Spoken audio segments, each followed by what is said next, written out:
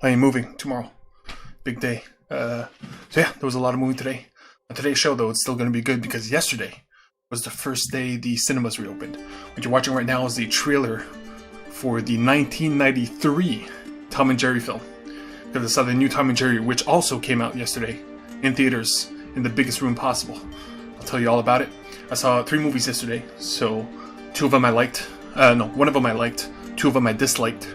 Between Minari, 100% Wolf, and Tom and Jerry. I'll tell you which one.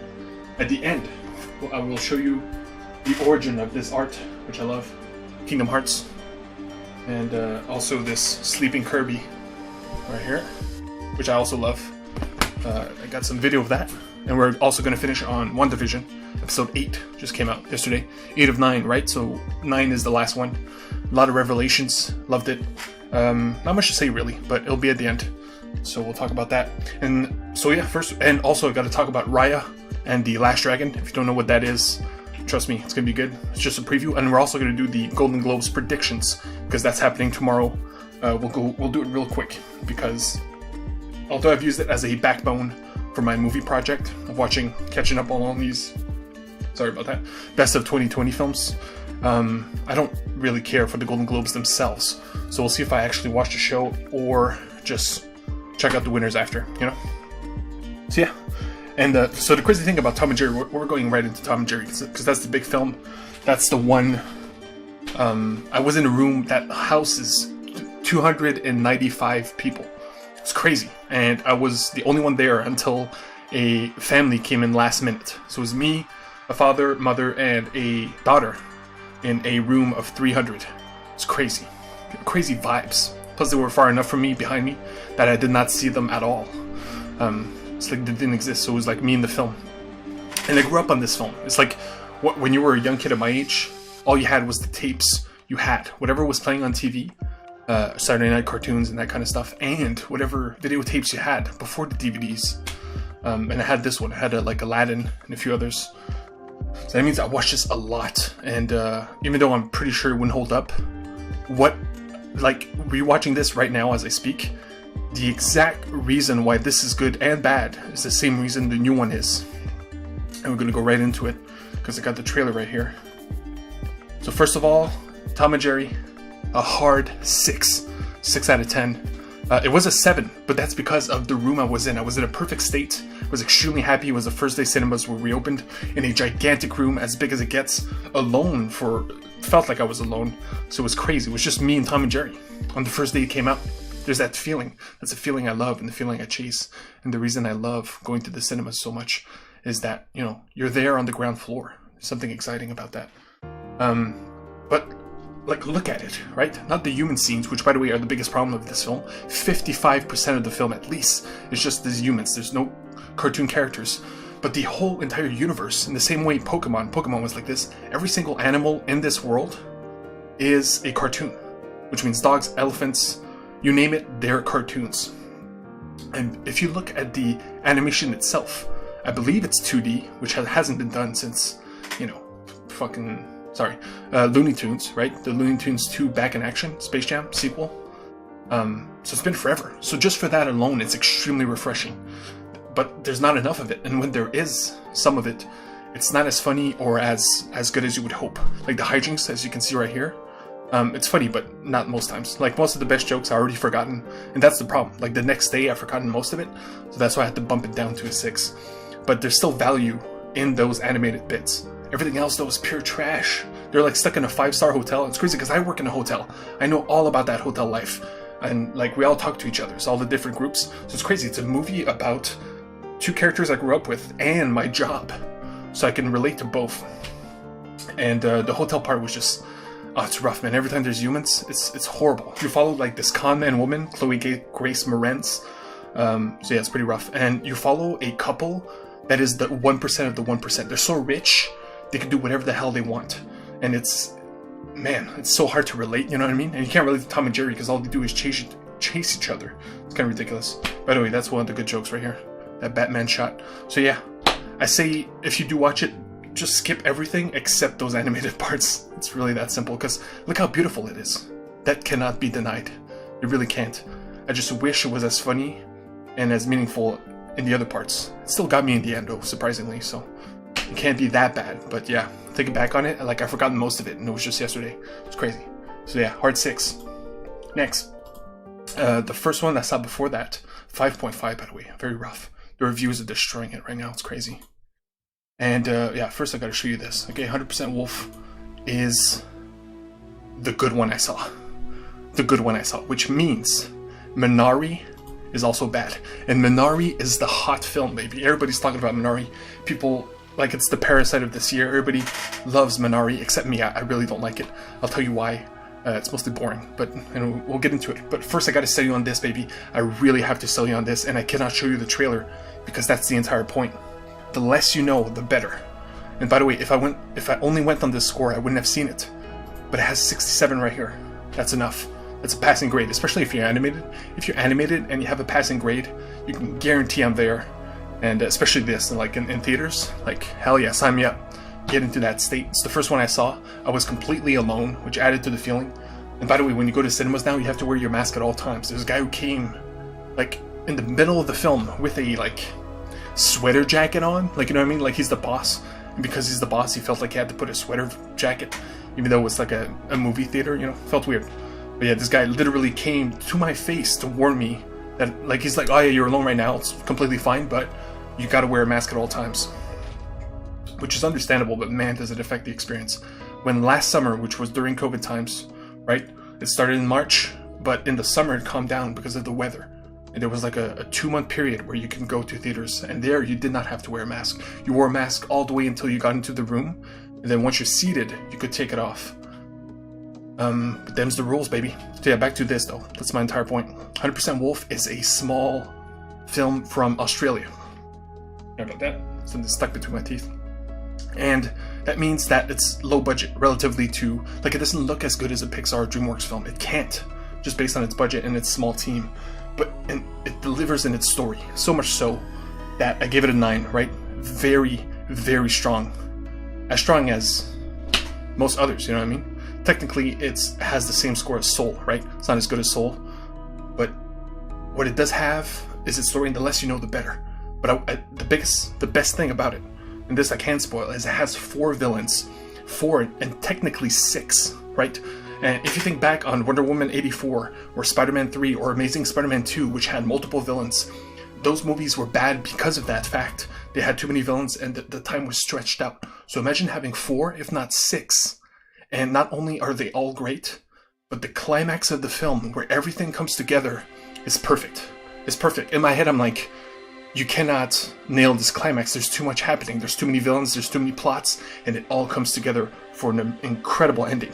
And I know I'm not talking about it much. I'm not even telling you the premise, because I did not know the premise. I went in. I saw this 67%. I thought I could squeeze it in so I could watch 3 movies instead of 2, because we have a curfew at 8 o'clock. It's crazy. I had to go in the afternoon. And I came away blown away, because everything was a nice reveal. Everything that I expected, right? You see this? You see this poster, which is what I saw. You make assumptions, and trust me, they will be wrong.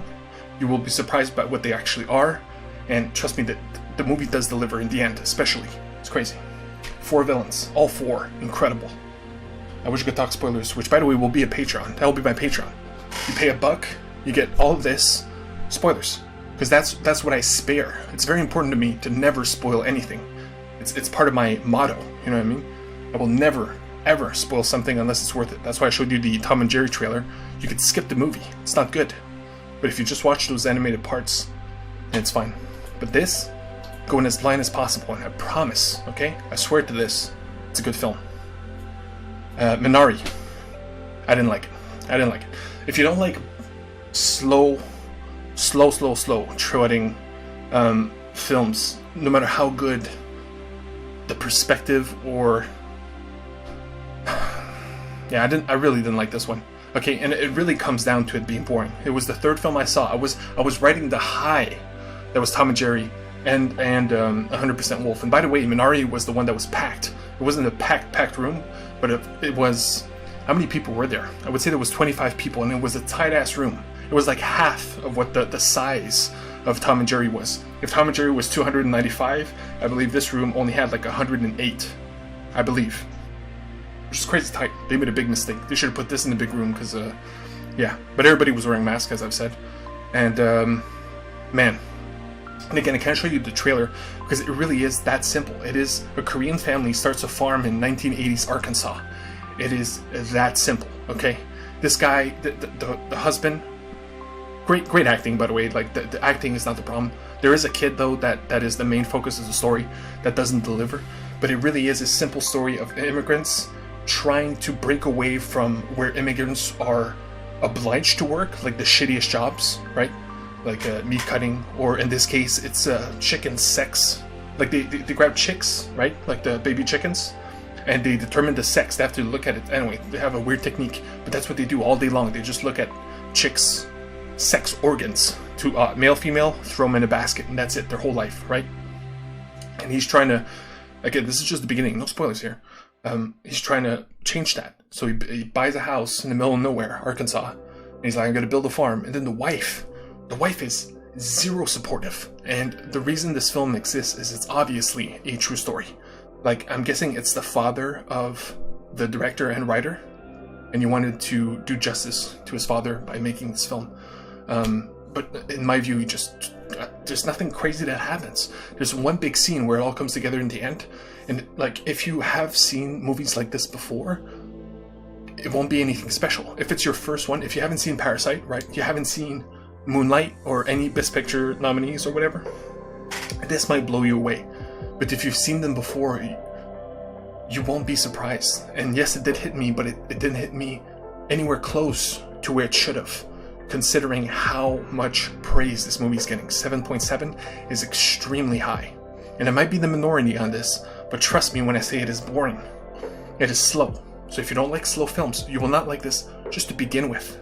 And it's funny because I compared to Nomadland. Nomadland has the same thing, but Nomadland has such a wider and more interesting perspective, which is about nomads. And it's not just about the main character. She meets nomads, different ones along the way, generational, why they are nomads to begin with. You know, everybody has a story. Here, it is only one story. And that story isn't even that interesting to begin with. So that's why I'm not, again, I give it a 6. It's not like there's nothing valuable from here. But trust me, you don't need to see it. You really don't. It's not Parasite. It's not even close. And so yeah, I know Marsh. I might be wrong in this one, but trust me, I really don't think I am, because I wanted to love it. I was feeling it. It was a full room. You know, could have delivered. But here's the good news, baby. So theaters are open. Tom and Jerry was a surprise to me. I'm like, not only are theaters opening today, but Tom and Jerry's coming out today. It was like a 1-2 punch. But nothing compares to when I realized that this is coming out next week, baby.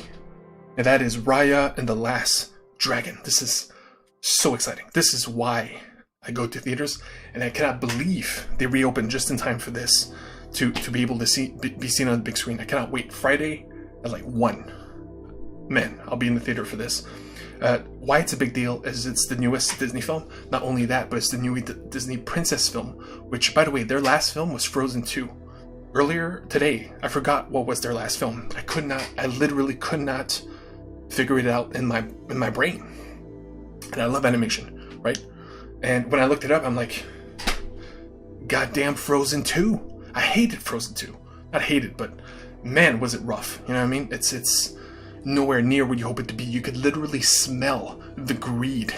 You could smell it's literally a movie made to suck out money from everybody. It's crazy. It's rough. But this is their salvation. If this one tanks, they're done. Like, not they're done, but their reputation will tank big time. You cannot have 2 gigantic blunders, especially with Disney princesses. There's a bar that needs to be hit.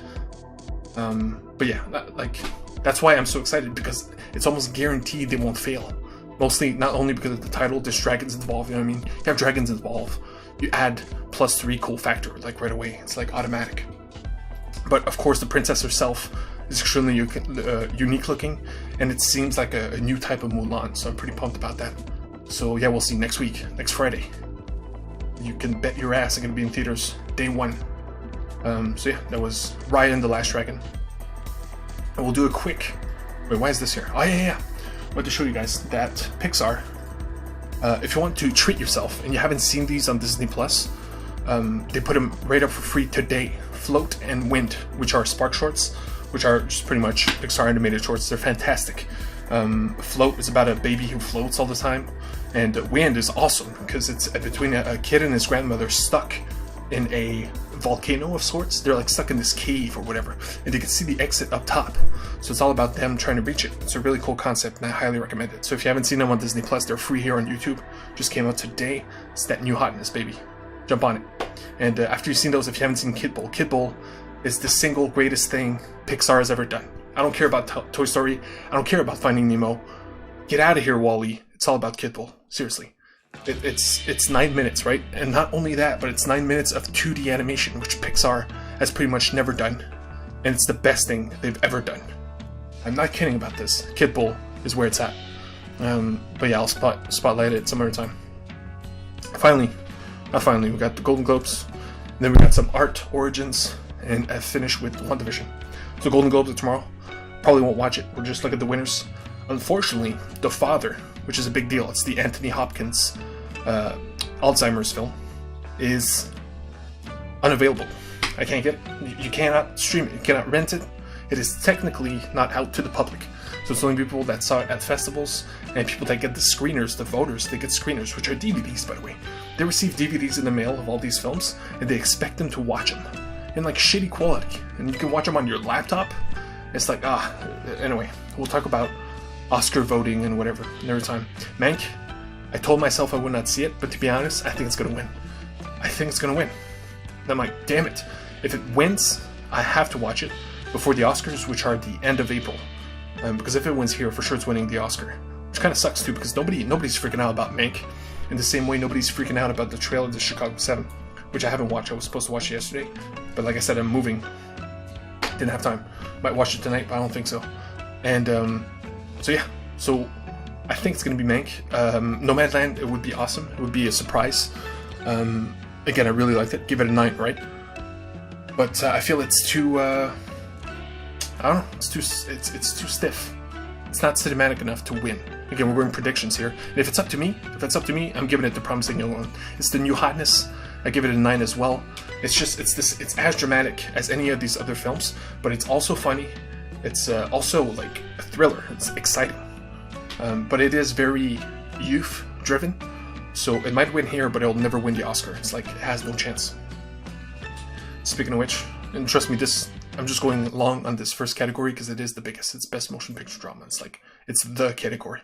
Trust me, we'll go quick on the others, but we'll take a quick break every time because I forgot to live stream the latest PlayStation State of Play and the Pokemon new announcements, which, to be honest, I don't care about Pokemon, but they showcase like Pokemon Stadium 2 and like some new open world RPG, Arceus, I believe.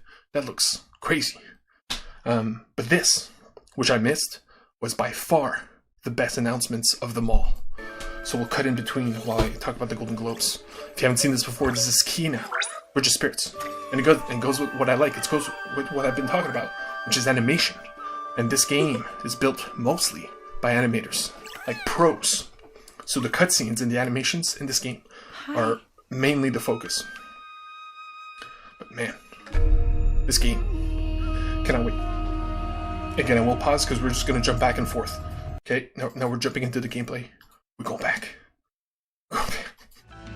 Because if I break all of these down in one shot, it'll be too long. So Best Actress, I missed most of these, but to be honest, Viola Davis was fantastic. As Ma Rainey was a real blues singer. She killed it. She was like half the film. And if not, it's Frances McDormand for sure. Like it's between her, Viola Davis, and Vanessa Kirby. If I had to choose, it's Frances McDormand. She's gonna win. And here's where it gets crazy. So again, The Father is not available. So I can't even, and that's the thing. If it's not available, that means most people haven't seen it, which means they can't win by default. They're there. It's crazy because they're nominated and can't win by default just because they're not available. It's a weird, I don't know why they do this, but I'm guessing 2020 didn't help. So these two, right, that was the fight. It was between these three. So now it's between these two. I saw Chadwick Boseman, and people say it was his best performance. I do debate that. I've seen him, in multiple films, and it's amazing, right? But it's not his best. And Riz Ahmed, in my opinion, did his best performance of his career and my favorite film of the year. So I give it to him. In terms of prediction, Anthony Hopkins will probably win just because of the hype. You know, even if they haven't seen it, they heard that it's one of its best. He might die any year. I know it's dark, and the movie is about death itself. It's about an old man losing his memory. So I find it hard. He might win the Oscar, but not the Golden Globe. So hopefully Riz Ahmed wins. I'll go with that. I'll go with my heart and my prediction. Best motion picture, like musical, it's obviously Hamilton. Same thing with actor. It's going to be Lin-Manuel. It just has to be. That's when he gets his due. Yeah, this, don't care. Animated, I hope it's Crudes. It's not going to be Crudes. It's going to be Soul, of course. That's just how it's got to be. I wish it were Wolfwalkers.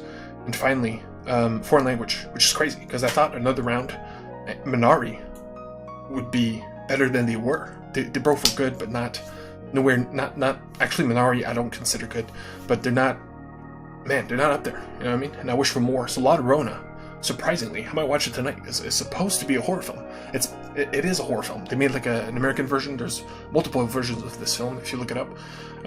So I'm guessing this is like the most dramatic and realistic version of the story, but it's, I believe at its core, it's still a horror film.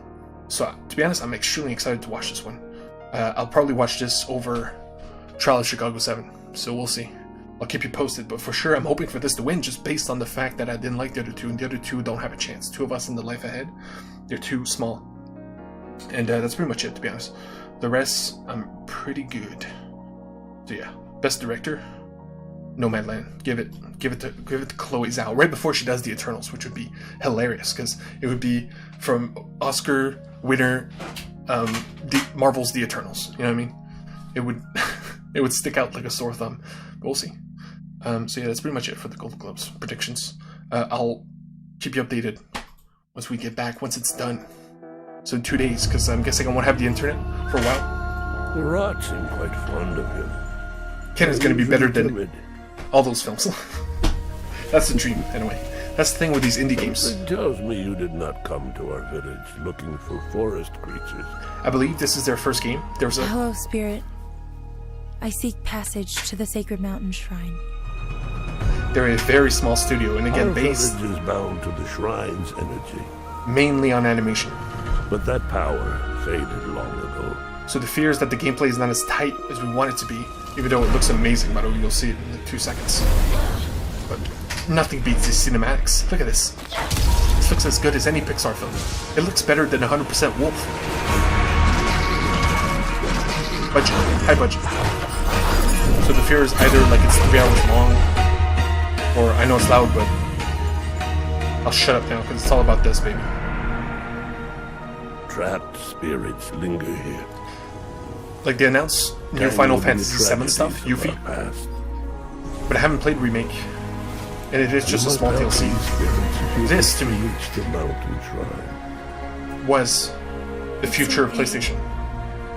You have to go now. It's very rare that an indie game looks so good. It's given so much backing. High hopes. Might suck. But I cannot deny what I see, what I feel.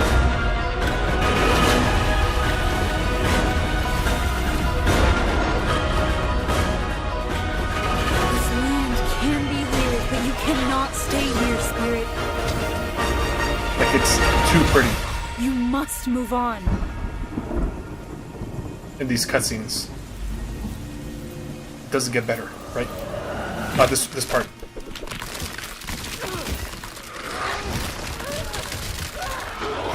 This is when the game gets dark. You're fighting human beings corrupted by some like messed up stuff.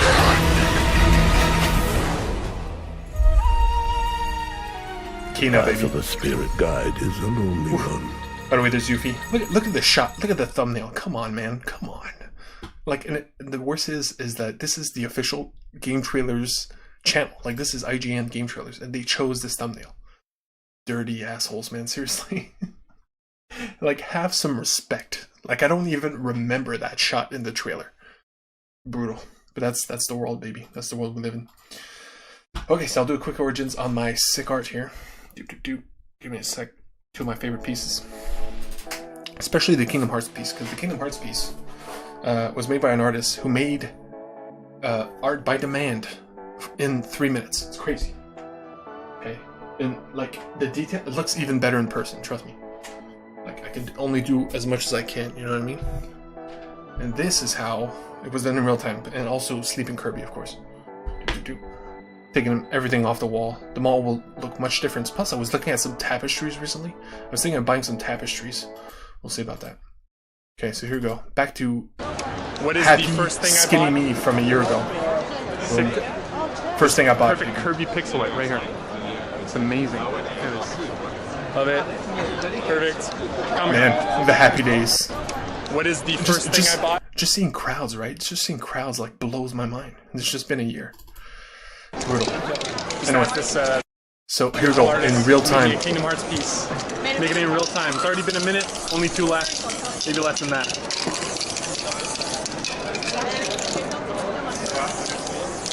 It's crazy how it looks bad until he's done. Like, you'll be blown away.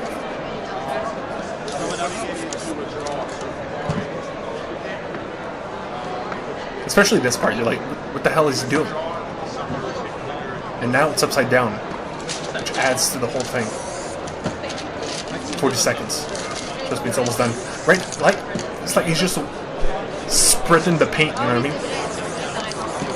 You can almost say it looks nasty. But that's where true artists shine. It's not about the process. It's about the end product. Right there, you just build a palm tree, and then here's where it gets real. Look at it. That's how you do it. Are you kidding me? Dude. Sweet. 3 minutes. Just ask this It's beautiful artist. insane. Make me a Kingdom I'm so Hearts happy. piece. I'm so happy I filmed this. So yeah, next time I go to Comic-Con, you better believe I'm gonna buy way more. It cost me like $25. It was like 2 for $40. Insane. So yeah, and I love it. And it's also on a hard, you know what I mean? So it's like solid, and as long as I'm like, I can't mess it up. You know what I mean? I could drop it and it'll be perfectly fine. So yeah, art can be made from anywhere. It's pretty insane. I miss Comic-Con. So that's the goal, right? There's Comic-Con twice per year here in my city. So we'll be doing both, and every time I'll be buying more and more art. Because like last time I went, I missed out. I bought a few things. I bought a bunch of things that are on my wall. But it surely wasn't enough. If I could go back and buy more, I would. So yeah, you better believe. It's gonna be good times. Yeah, that's it. Let me talk about Wandavision. Nothing crazy happened. It's just episode 8.